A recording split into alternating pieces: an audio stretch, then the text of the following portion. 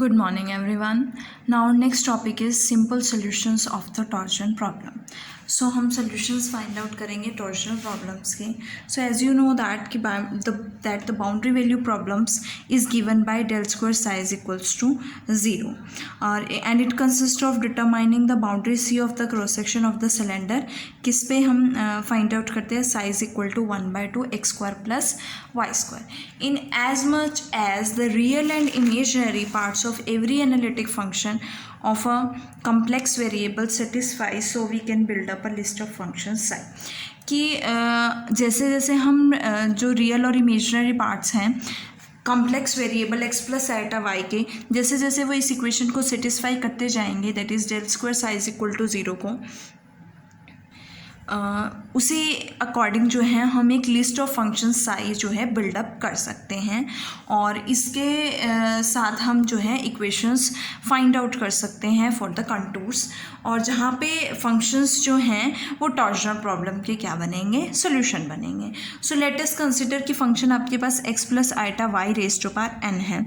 सो अगर मैं N is equal to 2 choose करती हूँ तो एन इज़ इक्वल टू 2 के लिए देखो आपके पास क्या वैल्यू होगी, x plus iota y power 2 which is equals to a square plus b square plus 2ab 2 iota x y.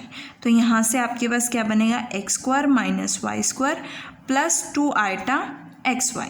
तो अगर मैं रियल पार्ट देखूँ तो x square minus y square है, इमेजिनरी पार्ट देखूँ तो 2xy है. तो रियल पार्ट आपके पास क्या है, x square minus y square, और इमेजिनरी पार्ट क्या है 2xy. अगर मैं इनको साई लेती हूँ तो ये हमें जो है del square psi is equal to 0 को दोनों ही सब्सटीट्यूट करेंगे, मतलब दोनों ही हार्मोनिक फंक्शंस बनेंगे. तो n इज इक्वल टू 2 के लिए मेरे पास दो सोल्यूशंस मिलेंगे, x square minus y square and 2xy. आप चाहे तो सब्सटीट्यूट पे करके देख सकते हो. Similarly n is equals to 3 जब आप फाइंड आउट करोगे, अगेन एक रियल और एक इमेजिनरी पार्ट आएगा और वो क्या आएंगे, वो अगेन हार्मोनिक फंक्शंस बनेंगे, x cube minus 3xy square 3x square y minus y cube. So let us consider कि हम n इज इक्वल टू 3 से ही एक हार्मोनिक फंक्शन जो है बनाते हैं. तो हमने एक हार्मोनिक फंक्शन बना लिया, psi is equal to c times x cube minus 3xy square. इससे हमने एक हार्मोनिक फंक्शन बनाया प्लस के, जहाँ पे सी और के क्या होंगे, हमारे पास कॉन्स्टेंट्स होंगे. सो वी कैन, साई की वैल्यू क्या है 1/2 X square plus Y square. So we can write it as C X cube minus 3xy square plus K is equals to 1/2 X square plus Y square. अब मैं जैसे जैसे इन parameters में सी और के की वैल्यूज़ को चेंज करती रहूँगी, वैसे वैसे हमें बहुत सारे क्रॉस सेक्शंस मिलेंगे. सो एक वैल्यू हम जो है सेट कर लेते हैं और उसका एग्जांपल देख लेते हैं कि आपके पास कैसे वैल्यू आएगी. सो मैंने एग्जांपल सेट किया कि लेट वी सेट सी आपके पास -1/6a लिया है और k is equal to 2a² लिया है. मैंने ये दोनों वैल्यूज़ इस इक्वेशन में सब्सटीट्यूट किया और फैक्टराइज किया है. फैक्टराइज करने के बाद मेरे पास 3 फैक्टर्स आए, 3 लीनियर फैक्टर्स. तो ये 3 लीनियर फैक्टर्स बने हैं. अगर मैं इन 3 लीनियर फैक्टर्स को ड्रॉ करती हूँ तो मेरे पास एक रीजन आएगा इक्विलेटरल ट्राइंगल, जिसका एल्टीट्यूड क्या बनेगा 3a. तो देखो x माइनस a है तो x माइनस a के लिए x is equals to a, y axis के पैरेलल लाइन आएगी. एक लाइन आपके पास x minus y root three plus 2a, एक लाइन ये बनेगी और एक लाइन ये बनेगी.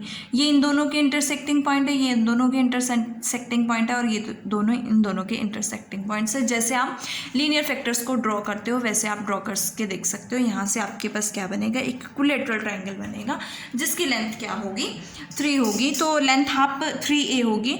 कैसे फाइंड आउट कर सकते हो, डिस्टेंस फॉर्मूले से फाइंड आउट कर सकते हो. और यहाँ पे भी आपके पास जो इसकी हाइट है वो क्या है 3a है, दैट इज़ ये डिस्टेंस आपके पास a है और ये 2a है. तो 2a प्लस a क्या हो जाएगा 3a हो जाएगा. अब हम फाइंड आउट करेंगे इससे related stresses. As you know that 2zx किसके इक्वल होता है, mu alpha psi y. Psi y मतलब साई का डेरिवेटिव y के रिस्पेक्ट में माइनस वाई. अब साई की वैल्यू आपके पास क्या है, देखो साई की वैल्यू है आपके पास सी की वैल्यू क्या ली है हमने -1/6 से एक्स क्यूब माइनस 3xy² और k की वैल्यू क्या कंसिडर की है 2a² 3। अगर मैं साई का डेरिवेटिव y के रिस्पेक्ट में करती हूँ तो मेरे पास क्या आएगा -1/6 है, ये तो 0 हो जाएगा, -6xy प्लस 0, तो 6 से 6 कैंसिल, माइनस माइनस प्लस हो जाएगा, वी गेट xy/a। तो यहाँ से आपके पास साई y की वैल्यू क्या आएगी xy/a। इसे किस में माइनस करना है, y में माइनस करना है, तो मैं y कॉमन लूँगी तो यहाँ से क्या बनेगा x - a/a हो जाएगा, तो y/a कॉमन आ जाएगा। तो मेरे पास क्या टर्म बनेगी, tau z x is equals to mu alpha upon a y x - a। Similarly tau z y की वैल्यू मैं फाइंड आउट कर सकती हूँ, म्यू अल्फा साई का पार्शियल डेरिवेटिव x के रिस्पेक्ट में -x, तो यहाँ से आपके पास माइनस म्यू अल्फा है, तो यहाँ से आपके पास क्या वैल्यू आएगी mu alpha 2ax² + 2ax - y²। अब देखो, अब हमें डिफरेंट इन सभी पॉइंट्स पे, जो इस ट्राइंगल पे ये जो कॉर्नर पॉइंट्स हैं, इन सभी पॉइंट्स पे मैं एक बार और ओरिजिन पे हम चेक कर लेते हैं कि स्ट्रेसेस एग्जिस्ट करते हैं या नहीं करते हैं। तो अगर मैं 0,0 की बात करूँ तो टो जेड एक्स भी 0 हो जाएगा और टो जेड वाई भी क्या हो जाएगा 0, मतलब मैग्नीट्यूड ऑफ टो जो है वो क्या हो जाएगा 0 हो जाएगा। और अगर मैं a,0 की या यहाँ पे a,√3a की बात करूँ, कॉर्नर पॉइंट्स की बात करूँ तो a,√3a की बात करते हैं। अगर मैं a इसमें पुट, x की वैल्यू a है, इसमें पुट करूँगी ये 0 हो जाएगा। अब मुझे x की जगह a पुट करना है तो ये a² बनेगा, ये 2a² बनेगा, और y की जगह क्या सब्सटीट्यूट करना है √3a का स्क्वायर क्या बनेगा 3a²। अगेन ये 3a² - 3a² कैंसिल आउट हो जाएगा। सिमिलरली इस कॉर्नर पॉइंट पे भी ये 0 हो जाएगा और सिमिलरली इस कॉर्नर पॉइंट पे भी क्या हो जाएगा 0 हो जाएंगे दोनों। तो so we can say that हमारे पास जो है टो जो है वो कॉर्नर्स ऑफ द ट्राइंगल और ओरिजिन पे क्या है 0 है। सो वेनिश हो जाएगा इन पॉइंट्स पे। अब आगे बात करते हैं कि डिस्ट्रीब्यूशन ऑफ स्ट्रेस। तो डिस्ट्रीब्यूशन जो है एक्स एक्सिस के अलॉन्ग शो की हुई है इन फिगर 2, जो मैंने यहाँ पे शो की हुई है डॉटेड लाइन से। इस तरह से हमारे पास जो है स्ट्रेसेस की डिस्ट्रीब्यूशन होगी और कॉर्नर पॉइंट्स पे कोई स्ट्रेस नहीं होगा, ओरिजिन पे भी नहीं होगा। सो अगर मैं शेयरिंग स्ट्रेस को मैक्सिमम देखूँ तो वो मिड पॉइंट्स पे आएगा, और मिड पॉइंट्स क्या बनेंगे a,0 -3a/2 √3a/2 -3a/2 -√3a/2। तो मिड पॉइंट फॉर्मूला से आप मिड पॉइंट्स फाइंड आउट कर सकते हो।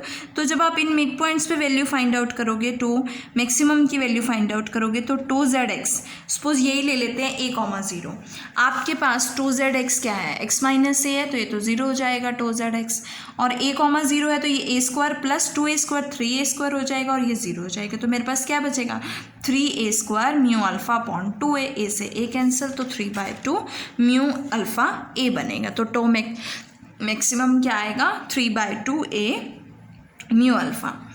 एंड द स्ट्रेसेस अभी मैंने बताया कि vanishes at corners and at the origin, और डायरेक्शंस जो होंगी लाइंस ऑफ शेयरिंग स्ट्रेस की वो किस कर्व के अलॉन्ग होगी psi -1/2 x² + y² is equals to constant.